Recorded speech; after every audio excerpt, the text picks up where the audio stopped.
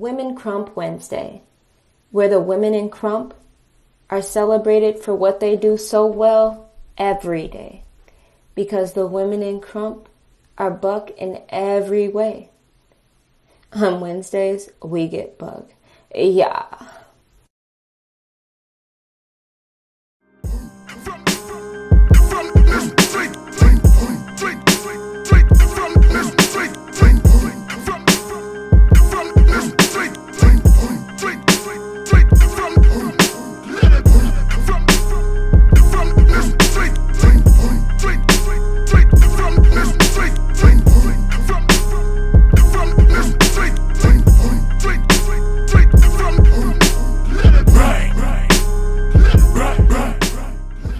Hi, I'm Buckerfly, aka Lady Moody Rex, and you're watching Women Crump Wednesday.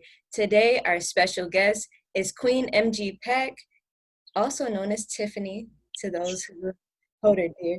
But anyway, she's representing the East and East Coast, I guess. But yeah, Cleveland, Ohio.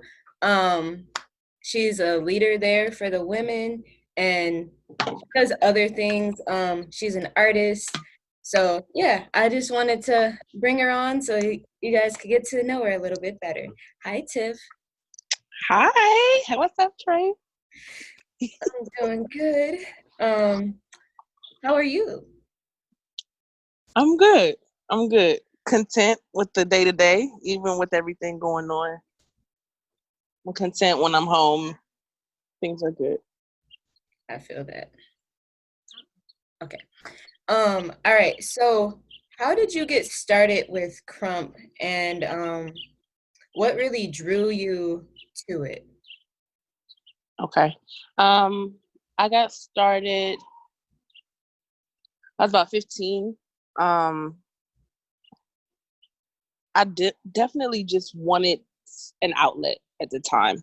Um, I was a single mom, and I needed something other than singing at school. I was in like the gospel choir at school, and I danced at church. But a lot of people, even at church, would tell me like that my movements were more powerful than others. Like that there was like a strong anointing on um, my movement when it came to warfare, and I didn't really understand that then. Um, so I just kept dancing. Honestly, praise dancing in whatever way I felt like God was leading me. But when it came to like outside of church, I didn't really know how to use dance as an outlet. I didn't think it would be accepted either. And I saw Crump on TV, and then I looked it up on YouTube. I think it was on a movie or something. I don't really remember the first time I saw it, but I saw it online somewhere, and then I went looking for it on YouTube. When I saw a couple videos about like the basics of Crump, I would just do it at parties to just express myself. I would go to parties, hoodie on and hands in my pockets, like not really feeling how my like home situation was, and wanting somewhere to just release that energy. And I would crump at parties, and that was back when it looked more like clowning. Okay. Um, so it started there, and what drew me to it was being able to move where it wasn't limited to church. It wasn't limited to only expression. It was like powerful, and also to me also like super graceful, because it takes a lot of grace to be able to share who you are through movement. It takes a lot of power to do that. So like that power struggle, I guess, like between the two of those, that's what drew me in, because I'm like, these people are so vulnerable, but at the Yeah. same time this is like powerful too, and that stood out to me. That drew me in. Nice. So what is your role with the in the movement in Cleveland for the Crump movement? I'm a mom and a big sister, I feel like, to a lot of people here. The position that I have as that, of course, started more so when I met Paul. But he's encouraged me to build my own stride. So now I'm like trying to hold people accountable, like to the strides that they want to make, whether it be in Krump or in other things, and be that big sister in all areas of life that I can be. I think I'm coming out of the mom phase. People aren't seeing me as like mom anymore, which I'm happy about because I only have 2 kids. Um, but like the big sis, some people treat me like I'm the auntie or something. But like it's a big sense of family, and I think the leader side of it for me has been the conversations that help build people up. I've labbed with some of the ladies, but when me and Bianca did Lady Lab, the focus was mostly Krump, and we had that time one-on-one outside of the lab that we just spent with ladies. And now it's more of the time that we're spending and building them up, and keeping them accountable. I think that's my position right now as a leader here. That's beautiful. Thank you. I remember when I was a part of the Lady Lab thing, but I live in Wisconsin for all the other people that don't know, so I wasn't there. But being a part of the group chat and just being able to see, like see other women dancing was great. And like, actually, the first time I met you was great because like you went through everybody at that tournament, and like you were like second place. It was you and Davi at the end. I'm like, I have never been so scared in my life. I was so nervous. I wasn't gonna get in that tournament, and that surprised me too. Like, I haven't had that much of a push before, so I think because I hadn't had that much of a push before, I was nervous what the outcome would be. Like, I had no idea. And coming out of like Paul's class that he taught, it kind of just relaxed me and put me in the mindset to create, like, and just have fun with it. And that push, like, that took my legs clear out that day. My legs was done for. But it was a push I needed. First tournament, second place. That was dope. That was really fun. It was dope meeting you and just all the people in Wisconsin, and just building another family, like more family. Now we arms in arms attached in some way, shape, or form. Yeah, that was dope.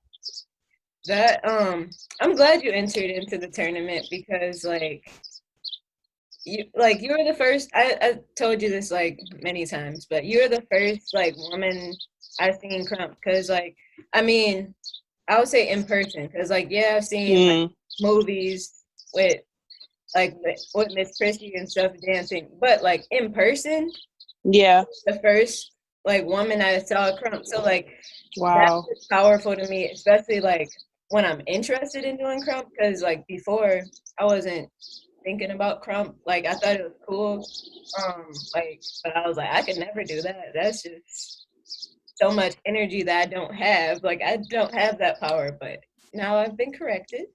But yes, you do. Stop playing. back then I was like I don't have nothing like to like I don't know, it wasn't nothing there. But anyway, so just seeing you and like the talk that we had afterwards and like that connection, that really made me actually want to continue, because I was like less That's than what's 2 up. weeks in. So like I Yeah, was like, yeah, this is cool. This is my first tournament. Might be my last. I don't know. But then like then like just talking with you, I was like, okay, I actually have potential with it. So thank you. yeah, you're welcome. I'm glad I could be there for you. Not even realizing that I needed to, but I'm glad I went and I was able to be there for you. God works in mysterious ways. Look, me tripping me out. That's for sure. All right. So live in art Mm-hmm. is your your brand that you Yeah. have. Yeah. Can you tell me more about how you got started with that and like everything that goes into that work? You're right. Um, I've been mad creative for a long time. Probably since birth. I ain't gonna lie and say I was dancing and painting since I was a little kid. Cause I don't know what I was doing. I don't remember all that. I do remember my mom putting me in ballet and tap really young. There was some free programs that was offered to the kids in the hood because that was one of me. That was me. And when she saw that I had a passion to dance, that kind of opened up the like envelope for a lot of stuff. I would meet people throughout my life that would just, I guess, cultivate something that was already in me, but I didn't know that I had. So like I started making jewelry. I started to paint after like taking my classes in college. I mean, I painted when I was younger, but it was all because of school, art class and stuff like that. But I would submit like work into contests when I was in school, and I would always get told like the potential that I had in that area. But I didn't really know how to really explore it for myself.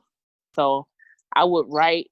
I did everything from writing poetry and music and recording. Like in my dad's studio, he sings, dancing at like everything that living art is literally the stuff that has been cultivated over the years, creatively in my life. And how I figured out how to either use that to do the same for somebody else, like to help them build or help them cultivate their gifts, or offer those things as a service to other people. A lot of people aren't like wired creatively. Yeah. They don't, not in the artsy way that everyone deems creativity. But in my opinion, creativity goes across the board. Somebody that's strategic is creative. That's true. But you don't, when somebody's in an interview and you interviewing for a bank job and they ask you how to strategize when you have irate customers or problems with accounts, like that stuff is creativity. But we limit it to the arts. So living art is supposed to be that constant state of being God's creation, his masterpiece and works of art, and being able to thrive through creativity in whatever way that looks like. At first, when I started living art, it was about everything that I could do creatively and offering that as a service. So I did like, somebody asked me to do poetry for an event. They asked me like 2 months out, and I would write the piece for the theme of her event and then perform it at her event. Oh. And then 2 days later, be doing hair. And then a day later, be dancing. And another day, like it was a lot. So I learned how to hone into specific areas. Okay. So living art right now is visual art, kinetics, so dance, and then fashion, so design. So visual art for my paintings and murals, things that I can do where I'm bringing an image to the forefront. And then kinetics where I'm dancing, whether that be Krump or liturgical, whatever you want to call it, whatever I feel like God is moving me to do, really. And then how God is moving through the different gifts is also under kinetics. So different shows that I'll do and how God moves through creativity and artists around the city. And then design, so fashion design. My goal there, because I've been sewing since I was like 14, is to create clothes that people like, that are my original designs, as opposed to only just making custom pieces for people that's what I've been doing. So it's a growing process, but I feel like it started as soon as I started getting creative, but it wasn't like an idea to be a business until my mentor that I met at 15, until she started to show me how I could build a business with all the things that I had going on. And I was like, I think 16 when she started to teach me how to build a business with all that I could offer. That's amazing. Like, see, God, like I'm. Look, he be linking things up. He be doing it. He be doing it, no lie. um. Oh yeah. So when I first I'm going back to the time I first met you again. So a part of our conversation that we had is you actually explained what Krump was. Kingdom radically uplifted mighty praise. And that's the part that made it stick for me. Okay. That piece. Because praise dance and all that stuff was a part of me. Yeah. But that made it stick. So with that being said, what part does that play in your what part does God play in your life? I mean, we already talked about it kind of, but yeah. It relates to Krump. Yeah. So I think that I limited him before and like made it to where God was like, okay, this is what you want me to say as far as like what I'm saying with my movement. And right now, I think it grows, to be honest. But right now, my stance as far as like who I am and what I say with my body, what I do in my life, I feel like God incorporates. I'm trying to incorporate Him in all of that. As far as like just Him leading me in my conversation, Him leading me as I discipline myself to train and to lab, like it's in all of it. I mean, he's in my life, like he all up in my business. So it's I've really been trying to take like the brackets that I've been keeping him in. I've been really been trying to take him off of that Yeah. and putting him and allowing him in every area. So how I discipline myself, the position like that I'm in as a leader, like really everything that we talked about when it comes to Krump, like all of that is how I allow God through that. I sometimes I lab just to scripture, no lie.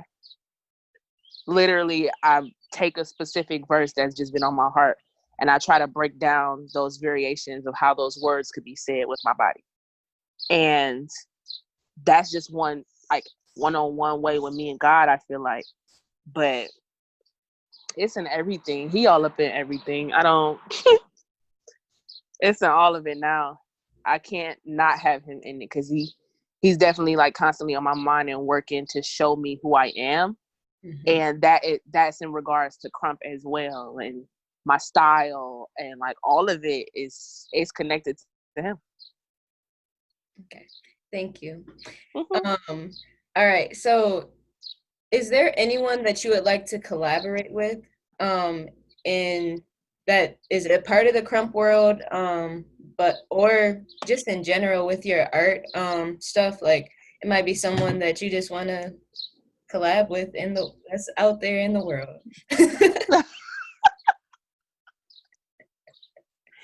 um it's funny because he's actually in the fam, and then they in the fam. I'll honestly say that I don't know a lot of people when it comes to Krump. I know a lot of people by proximity with them knowing Paul and me meeting them. Um, but it takes time to build my own relationship with them. So outside of Bianca, like we about to have some tag team stuff coming up. Um, other than B and I want to do some creating with Stako. Ooh. I haven't even said that out loud before. That's just been in my brain. That's just something I've been thinking about. Um, I don't know. It's a lot of things that I notice in people, and I'm like, that would be dope to create with. Delonte, like his t-shirt line. I'm trying to break some new ideas out with the bro. Like I don't know. It's only right now the people that I've seen in close proximity. And I don't have necessarily anyone like further out that I've thought of. Well, Prissy design wise, I've been wanting to do some stuff for her. But design wise, just attire and clothes design. That would be dope. But yeah, I've been thinking about collabing with on the music side, and then on the Krump dance side would be with Lady Payne. That's gonna So be yeah, powerful. yeah. Dang, I can't believe I said that out loud. It's recording. Dang, now I gotta go do it. I can't be scared no more. X. Anybody outside of Krump that that you could see a collaboration with you and your live in art? I don't know. I have a lot of ideas, I guess, but again, close proximity. My bro DeAndre, he has his line out here called Under God. I've been wanting to do some stuff with him, and I don't know. Painting is personal for me. Yeah. So that I haven't ever like thought of a collab with. I painted with my pastor's wife before. That was bomb. That was crazy bomb. She's an artist too. But yeah, I would say my brother DeAndre outside of Krump. Well, he was in Krump, so I don't know if that counts. But it counts. Okay. But yeah, I've never really thought of that, to be honest. Okay. We'll have to figure that out. I'm gonna be looking up. For real, that would be dope. I have to really find that out. I like that question. So, what was it like being a part of the Queen Sessions team for Queen Sessions? Ooh, that was hard. I think that was my first out of state, like, on the battle car event. Mm-hmm. And being a part of the planning and being within the event was difficult. At times, I wasn't in it at first, and since Rachel and Bianca asked me to be a part of it, that's when I met Kelsey, and it was fun, but it was definitely difficult at that time because I was still figuring out. I figured out who I was as a Krumper, like what my presence was supposed to represent, what it was supposed to say. I had an idea of that coming from like the tournament that I had out there in Wisconsin. I had an idea of what my stance was like supposed to be for me as far as in Krump and how I wanted to present myself. And I was still struggling with it, like being convinced that that was it. Yes. So for me, that came through in my dance there when I was there. It came through in some conversations, that unsurety that I had in myself. Mm-hmm. I enjoyed my time there because it was dope. It was eye-opening for me. It was one of my favorite like trips so far. But it was definitely like a learning process for me. It was dope though. It was I think that was enough descriptive words. Yeah. It was dope, but it was definitely difficult. I feel that. Yeah. All right. So Tiffany. No. It looked like I was gonna say something really like deep and no, I just started laughing. Okay, but anyways, what has been your favorite moment during your journey in Krump? Finding my voice. Every time I grow past what I saw, like, or what I presented the last session or the last battle, every time I see growth in myself, I'll be like, I'll be lit about it. Like, I think that's my favorite part. And seeing that same excitement in my husband and my kids when they're dancing, and people that I know because of proximity and all of it. Like, I think that's my favorite. That's my favorite thing to experience. Is like that when you beat the last you that came out. That's a whole nother feeling. Even if it's in the lab. Yes. Whether it's in the lab, the session, when you feel that difference and you feel your body being pushed in a way that you didn't do before or you were scared to do before, like, that feeling is unbeatable to me. And that could be at an event, that could be at home, that could be anywhere. Nice. Okay. I like that. Okay, I see. Um, in what ways would you like to give back to Krump? Or I'll rephrase it. What do you see missing from Krump, or that you can add to Krump? Okay. Hmm. I think what's missing, genuine connections outside of bias perspectives.